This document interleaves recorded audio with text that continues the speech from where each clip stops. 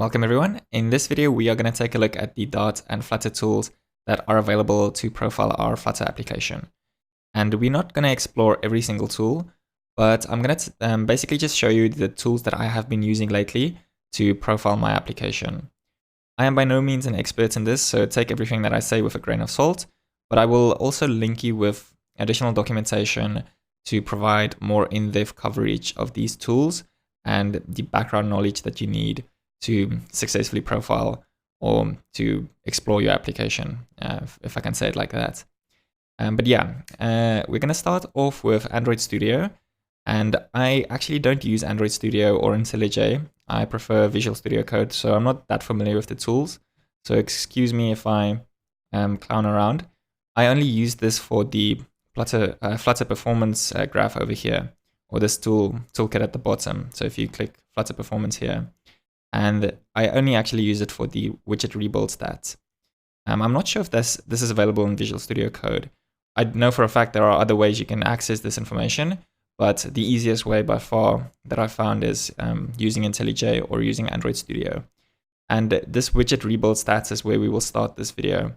And this is probably a very good starting point to see if something odd is happening in your application, as this provides you with it provides you with the statistics of how often your widgets are rebuilding. So as an example, I'm just going to restart this application. And this is an app that I'm currently making to visualize different algorithms and how you can achieve those, or basically visualize different algorithms, but that's not important. So I'm just using this as an example. Okay, so without going to a new page, let's explore what the widget rebuild stats is telling us. You can see that, as an example, the search widget has been rebuilt 18 times, okay? So it tells you the information from the last frame and the current screen. So how many times have it rebuilt or has it rebuilt? And it says 18, which makes sense because this search widget, if we click the animated container, this container over here is each of these numbers. And it tells us that this has rebuilt 18 times. And there are 18 numbers. So that makes 100% sense, okay? So let's continue exploring. I'm gonna start a search and let's search for 33 and do a search and then just increase it. And now you can see that this information is updating, and you can see there were a couple of those yellow spinning icons. And those yellow spinning icons are essentially an indication that that particular widget is being rebuilt a lot. And it's not necessarily a problem. I mean, Flutter is built to handle rebuilds fairly well. And if it's small widgets that you are rebuilding, then it's not going to be an issue. You should only really start looking for performance improvements once you notice significant performance issues, or maybe not significant, but if you experience any issues in your application. Okay, so going back to what I was saying, sorry for the rambling. If we look at the stats over here, we can see that our animated container, which we looked at previously, has rebuilt 450 times. So these 18 widgets over here has rebuilt 450 times. The text and the animated text, which basically makes these effects, for example, making the cross through, has rebuilt 902 times. So when I initially ran this is obviously a clear indication that I'm probably rebuilding these way too often. At most, I should be rebuilding the animated container only every time the linear search goes over them. And in this particular use case, as I've said, it might not even require optimization. These widgets are fairly lightweight, and it's probably not going to reduce or impact the app's performance that much. But I've already gone through the process of optimizing this, and I'm not going to go into detail of that because that's not the point of this video. In this particular instance, it's just a matter of how I was handling these states. I was basically rebuilding all these widgets every time a change notification happened. So I'm using provider, and every time I'm updating the states of the search algorithm, all of these are being re-triggered. So that's basically what I wanted to show you with the widget rebuild stats. Like I said, I'm not going to go into explanations of how I'm going to refactor my code because it might not be relevant to you, but this is clearly an indication that I should be doing this in a different way. And as I'm the one that developed this code, I know exactly what is happening, and it's very clear to me, at least, why it's rebuilding this. I actually knew this before I ran the widget rebuild stats. But yeah, this is the first tool that I wanted to show you. Within Android Studio, there are a variety of other ones that you can also look at. As you can see, you can use the Flutter Inspector. There's are a variety of these tools that help you with building your application, and Flutter Outline as well. So if you want to explore these tools, IntelliJ is probably a good place to start. But as I said, I am a advocate, or maybe not an advocate, but I enjoy using Visual Studio. So in the next section, we will jump over to Visual Studio, and I will show you what tools we can use over there, which are also available in Android Studio, to further explore our Flutter applications and to do profiling. Okay, we are back, this time in Visual Studio Code, and this time with a different application that we will profile. And this one lends itself well to what I want to demonstrate next. So this is a confetti widget that I made. So there's a package for this if you want to use it. Basically just blast confetti all over the screen. And the first thing that I want to show you is this graph at the top here. You can see that we have a UI graph and a GPU graph. And what this does, it basically tells you the amount of time in milliseconds that it took to render each frame. So we have UI and GPU. And what the UI thread does, the UI thread basically creates the widget tree, or it lays out the widget tree, and then it sends that widget tree information to the GPU thread. And the GPU thread sends that to the graphical processing units, and that does the processing. So if you're seeing lag in your GPU thread, it's because of something that you've done in the UI thread. And if you see lag in your UI thread, it's also something that you've probably done, or definitely done in your UI thread. For example, executing too much code on a single frame. So yeah, what we're going to do in this video is we're going to explore how we can improve our confetti widget, or basically to see where in our code we are executing too often, or where most of the processing is happening in our code. And to do that, we are going to use the Dart DevTools, and then after that, we're also going to use Observatory. So Observatory was the original Dart analysis tools, I guess, if that's the correct word. And DevTools is a new tooling offered by Dart, or the Dart team, I guess. But it's still within preview. It's not at version 1.0 yet, so they're still developing this and still adding features. But at the current moment, it is pretty awesome. As you can see, we can say performance overlay. If you click this, then what that will do is show the performance overlay over here. You can also manually set this in your code. For example, I think this is currently set here. Yeah, show performance overlay. You can set this to true. So one thing to note is I'm running this as a debug build. And in a debug build, it's not a good idea to profile your application because it doesn't provide adequate information or realistic information of how your app will perform in the real world. If you want to truly profile your app, you need to run it in profile. That simulates a release build. But it also allows you to do tracing on your application, basically to analyze your application. But yeah, for debugging purposes, the debug build is fine to basically just get an initial idea of where performance issues might be happening. And in addition to that, once we start using Observatory, we need to be in debug build for some of the stuff that I want to show you. But again, if you're truly profiling your application, you need to run this in profile. And by profile, I mean you say run flutter run -- profile. But we're currently doing debug. So back to what I was saying. If we go to our Dart DevTools, then we have this timeline feature over here. And let's get our emulator over here. And if we start using the emulator, we should be seeing frames over here. So my computer might be lagging a bit because I'm also recording this video. But as you can see, we are building these frames, and it's similar to this graph over here, but this provides us additional information. For example, we can click an individual frame, and you can see that the UI took 6 milliseconds to build, and the GPU took, in this instance, 24. And yeah, my computer is lagging a lot. Let's hide this over here. Okay, so we've highlighted a single frame, and you can see we have UI and we have GPU. And as I said, the UI is basically your Dart code or the any Dart code. This includes Flutter Dart code. Let's take this graph over here and zoom in a bit. And you zoom in by scrolling down on the mouse and zoom out by scrolling up with the mouse. And you can see we have a build call over here, and we have vsync as well. And vsync is essentially the entire frame. You might be familiar with vsync because you need to pass in a vsync if you want to do an animation. And this is essentially the ticker that says what the frame is, or the length of the frame. And if we want to do additional exploring, we can essentially go and see, for example, let's say we find a frame that has a big UI graph, and or even a big GPU one. But let's say we want one with a big UI. We can click it, and then we can start exploring. And we can see that this build took about 4 milliseconds, 6 milliseconds.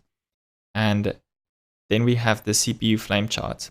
And this is basically a bottom-down approach of everything that was called regarding this build function. So you might see code that is familiar to you, or you might just see Flutter code, Dart code. It's at this current point, I don't know if you can search for specific information, but at least for my purposes, I find it quite difficult to find exactly where bottlenecks might be happening. And in one of the articles that I will refer to later, it gives a good explanation how you can use different charting tools to see, to explore performance. But yeah, I'm just showing this as an example. The main idea is that you want to basically find the timeline where you see large builds happening.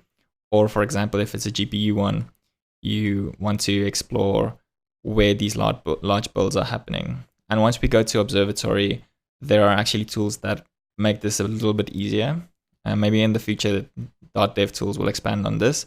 But for now, Dart DevTools is very fantastic at just visualizing the whole performance of your application. Or maybe not the whole performance, but using these graphs to see where performance issues are happening, or if performance issues are occurring. That said, I still need to explore this a lot, and I'm not that comfortable speaking about this. But one thing I do want to show you is if we jump to this performance tab over here, what we can do is we can just start a simple record. So what we're going to do is we're going to record, and now we're profiling the app. And then I'm going to just let this go crazy.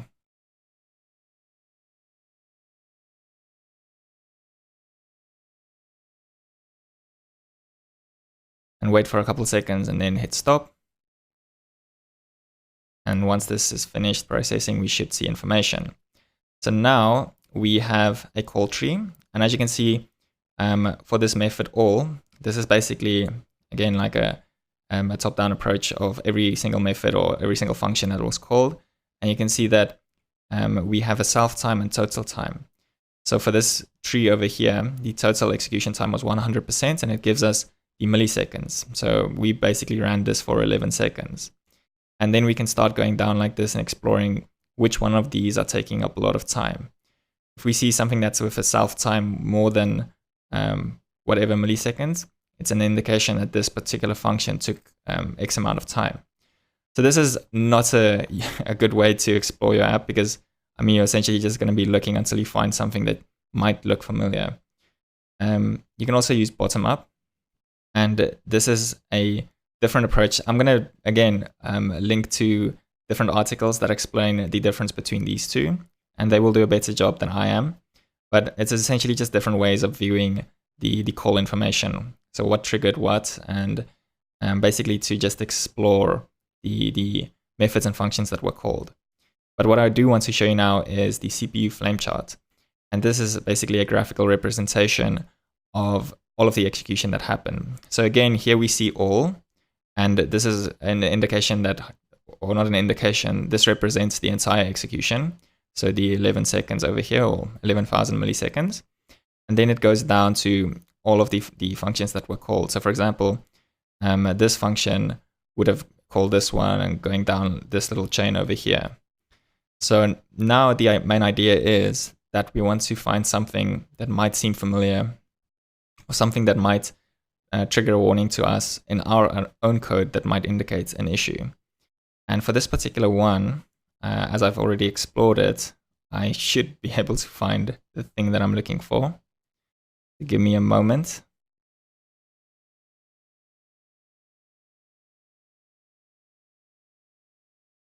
Okay, so here we see there's a lot of painting happening. There's paint stack, render stack, and then the render custom paint.paint.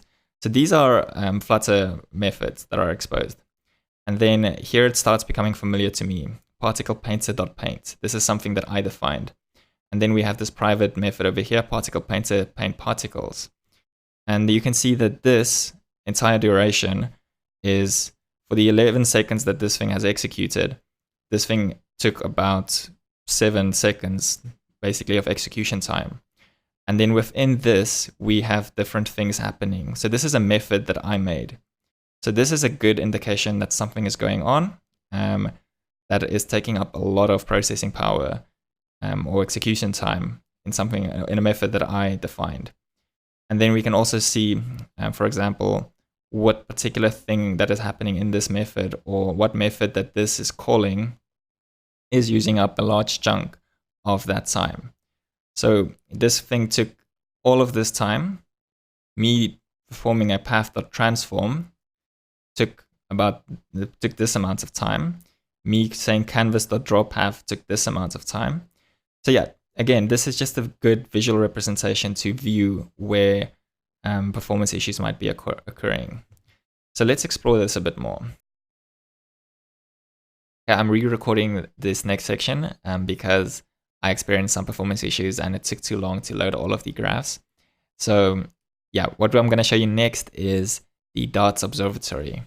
So if we use Control-Shift-P on Visual Studio, you can see we get our toolbar. And if we search for Dart Observatory, we can say Dart Open Observatory.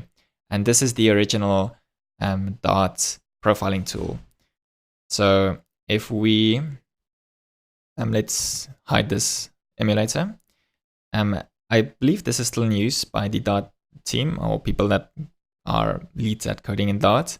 But I do believe Dart DevTools is supposed to replace the Observatory.